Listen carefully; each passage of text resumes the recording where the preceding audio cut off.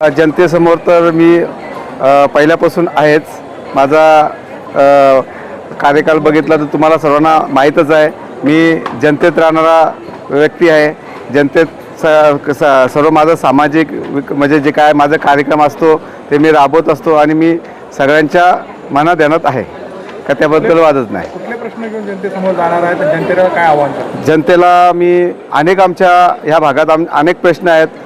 जे आमचा नैनासारखा प्रश्न असेल, पाण्यासारखा प्रश्न असेल, जे पाण्याचे आमचे रोड रस्ते, आज रस्त्याची दुरवस्था आम्ही बघितली तर आम्हाला दीपावली गणपती जे आम्हाला खड्डेमय या वातावरणात काढायला लागली, या अशा सर्व गोष्टींचा आम्ही सर्व हे करणार.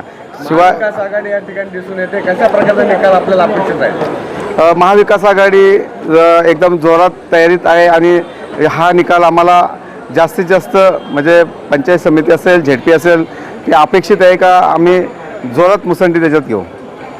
तर हा ग्रामीण भाग शेतकरी कामगार पक्ष महाविकास आघाडीचा राहिलेला आहे आणि भाजप देखील शक्तीने उतरलेला आहे. या सगळ्या आव्हानाकडे आपण कशा प्रकारे? भाजपचं आव्हान बोललं तर तुम्हाला माहिती आहे कशा प्रकारचं आहे. खाली पैसा याच्या पलीकडं तर आव्हान मला वाटत नाही, कारण पैसा नसेल तर मला वाटत नाही माझ्यासारख्या कार्यकर्त्यासमोर कुठला उमेदवार तसा टिकू शकतो. तर चिन्हाबाबत या ठिकाणी गोंधळ आहे, म्हणजे अगोदर सिट्टी आहे ना, आता खटारा चिन्ह आहे.